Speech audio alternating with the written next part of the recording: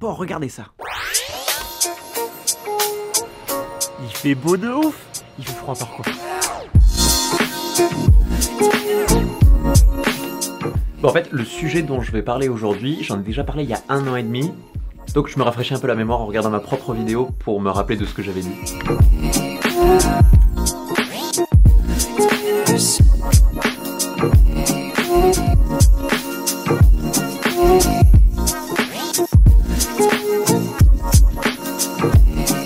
Regardez-moi ce ciel bleu là. On est à Paris ou à Marseille là?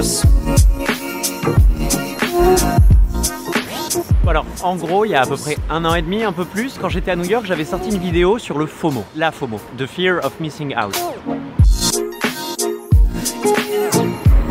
Donc voilà, vous l'aurez compris, aujourd'hui j'ai envie de vous parler de FOMO, mais de FOMO parisien, pas de FOMO new-yorkais, du coup. Si jamais vous n'avez pas vu ma vidéo sur le FOMO new-yorkais, la FOMO, je vous invite à la regarder, ici. Après, il est midi, j'ai pas mangé, vous me connaissez, on va d'abord commencer par aller manger un truc. Et comme on fait une petite référence à New York, j'ai pensé que aller dans un endroit qui fait des sandwichs new-yorkais, c'était une bonne idée.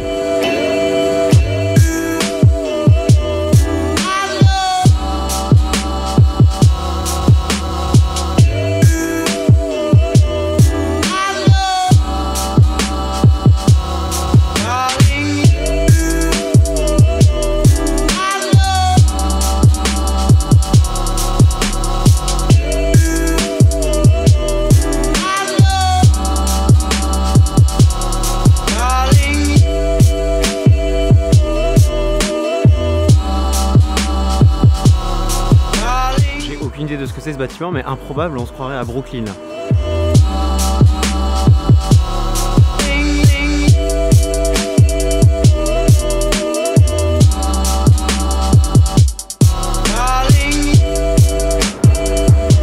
Voilà, en gros ça se situe juste ici. Et ça s'appelle Will's Deli. C'est une référence au Deli Store de New York. C'est la version courte de Delicatessen. En fait, c'est des restaurants, plutôt des épiceries fines, qui ont été ouvertes à New York par des juifs d'Europe de l'Est. Le plus mythique de New York, c'est le Katz Delicatessen. C'est celui qu'on voit dans quand Harry rencontre Sally. C'est vraiment les endroits un peu mythiques de New York et c'est là où on va manger des sandwichs avec tout ce qui va être du pastrami, du corned beef et évidemment les fameux pickles. Étant donné qu'on fait une référence au FOMO de New York, je trouvais ça intéressant de faire une référence à la gastronomie de New York aussi. J'espère que ça va me rappeler des souvenirs. Allez, c'est parti.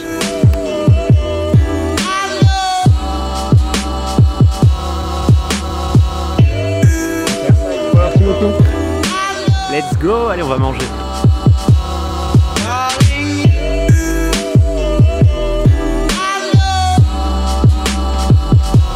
Je suis rentré parce que là en ce moment est diffusée l'émission où Yann passe et où on est dans le public.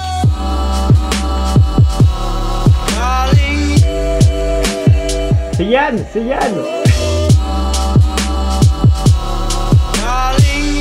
C'est hilarant de se voir. Bon, on va manger quand même. Ok, alors en side, j'ai pris des latkes. C'est des galettes de pommes de terre râpées. C'est pareil, c'est une spécialité culinaire juive ashkénaze. Oh, il y a de la sauce avec. Oh wow. C'est hyper croustillant et en même temps à l'intérieur, c'est assez fondant parce que la pomme de terre est bien cuite. Mais écoutez juste à quel point ça croustille. Je l'ai pris un peu par dépit. Je pensais vraiment pas aimer à ce point. C'est une dinguerie, waouh! Et bon, pour le sandwich, j'ai pris quelque chose de vraiment très classique en fait. C'est le sandwich typique des délis new-yorkais.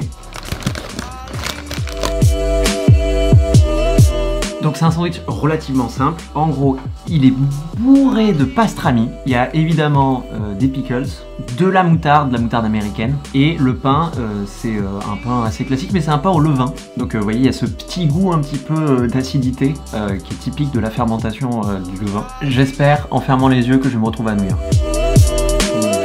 Ok, ça me fait très plaisir, c'est délicieux. Enfin, c'est quand même assez particulier entre le pastrami. En fait, c'est quelque chose qui est assez sec quand même, malgré la moutarde. Il n'y a pas de tomates, les pickles, il n'y en a pas tant que ça, et c'est pas ça qui va vraiment ajouter de l'hydratation. Je crois qu'ils font pas mal de trucs eux-mêmes, dont le pastrami en l'occurrence. C'est vraiment un hommage au Deli Store de New York. Si vous avez jamais fait et si vous voulez avoir un petit bout de New York, je vous conseille Will's Deli. Pour le coup, c'est une excellente surprise. Là, entre voir mon meilleur ami à la télé et manger un sandwich typiquement new-yorkais, je sais pas, je suis très heureux.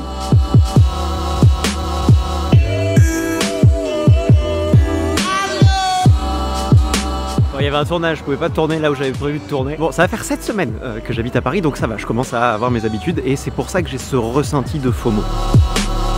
Alors pour rappel, la FOMO c'est the fear of missing out. En gros c'est une sorte de syndrome, c'est un peu le syndrome typique des grandes villes. C'est qu'en fait on a énormément de choses à faire et qu'on n'arrive pas à faire de choix. Et en fait on a toujours l'impression de rater quelque chose, ce qui nous pousse à faire encore plus de choses, à pas se reposer. C'est quelque chose qui est vraiment typique à New York parce qu'il y a énormément d'événements. Et ben, cette sensation de FOMO, de toujours rater quelque chose et de toujours devoir faire quelque chose pour en rater en fait le moins possible, eh ben, je l'ai à Paris depuis cette semaine, je crois. Depuis cette semaine, 7 le nom.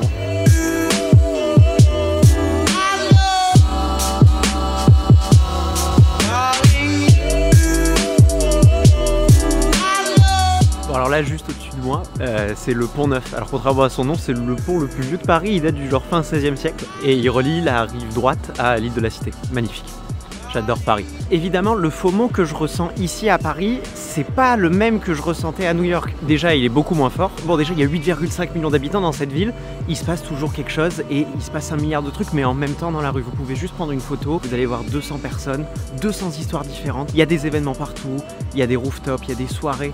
En fait, le nombre est tellement immense dans les lieux d'exposition, les musées, les restaurants, les bars, qu'en fait vous avez toujours 1 milliard de trucs à faire. C'est ça un peu l'essence du FOMO new-yorkais, c'est ce que j'expliquais dans ma vidéo, mais c'est qu'en fait chaque personne à New York est une petite pile qui permet d'alimenter la grande ville de New York et son énergie.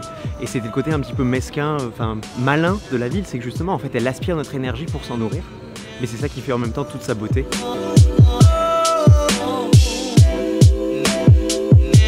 Et justement, en fait, le FOMO à New York, il s'explique de par le nombre de personnes donc, qui est complètement démesuré et aussi tout en fait, ce qui découle de l'énergie de la ville. Ça veut dire qu'en plus de toutes ces activités qu'il y a, on va dire personnellement, il y a aussi tout ce qui est le milieu de la création, le milieu artistique. C'est un petit peu un cluster artistique. Ça crée une puissance de créativité avec les tournages, tout ça. Et tous ces éléments, en fait, vont participer au FOMO de New York. Et alors, même s'il y a des points vraiment comparables avec Paris, c'est quand même quelque chose d'assez différent à New York.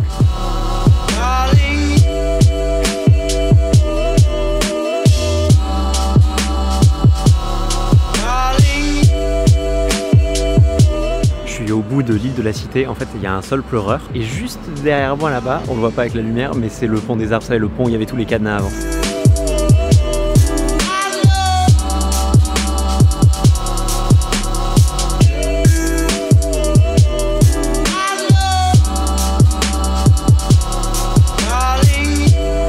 Mais le FOMO parisien, il a quand même des nuances avec le FOMO new-yorkais, la FOMO. Bon, déjà, avec l'histoire de Paris et le fait que la France soit un pays très centralisé, c'est pas étonnant que Paris ce soit la seule ville de France où on peut vraiment ressentir, je pense, la FOMO. À New York, il y a ce côté un petit peu objectif, alors que à Paris, j'ai l'impression que c'est aussi une histoire assez personnelle. Évidemment qu'il y a plein d'événements, et c'est ce que j'aime à propos de Paris, c'est qu'on peut se balader dans une rue et voir 3 nouveaux restos qui ont ouvert en l'espace d'une semaine. C'est cette idée de nouveauté permanente qui est intéressante, et évidemment, il y a plein d'événements. Il y a plein de tournages, j'en avais un tout à l'heure. Mais j'ai l'impression qu'à Paris, c'est aussi et surtout une histoire de personnes. Probablement parce qu'à New York, j'y suis resté que 6 mois et je suis arrivé en connaissant absolument personne.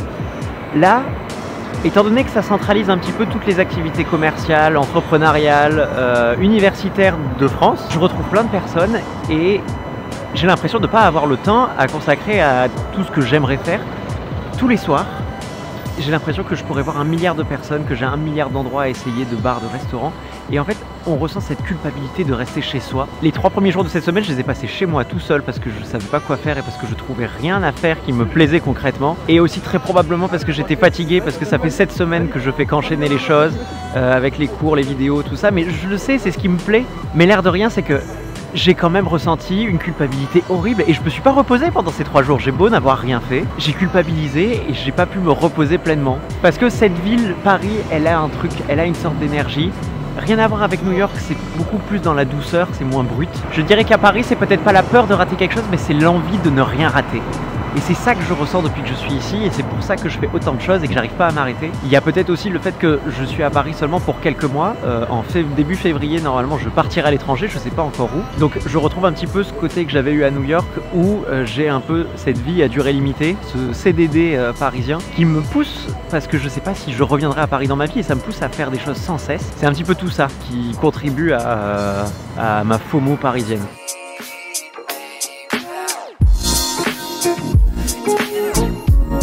À Paris, en fait, on a l'occasion de faire des choses qu'on peut faire nulle part ailleurs. Ben, j'ai l'impression de ne pas avoir le temps de pouvoir tout faire, que ce soit les musées, il y en a plein qui sont hyper intéressants, les concerts, les expositions, les opéras, les ballets. J'ai juste l'impression en fait de courir après le temps et c'est ce que je veux faire toute ma vie, mais c'est ce que j'aime aussi dans un sens.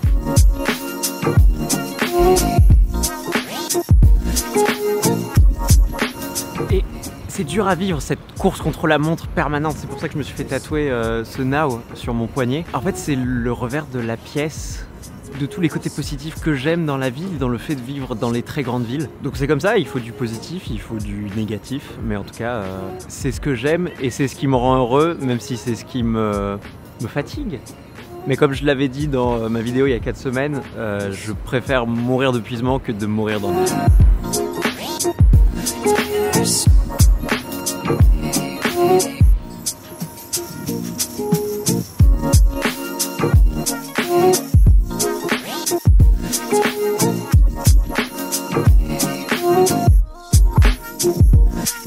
Sweet.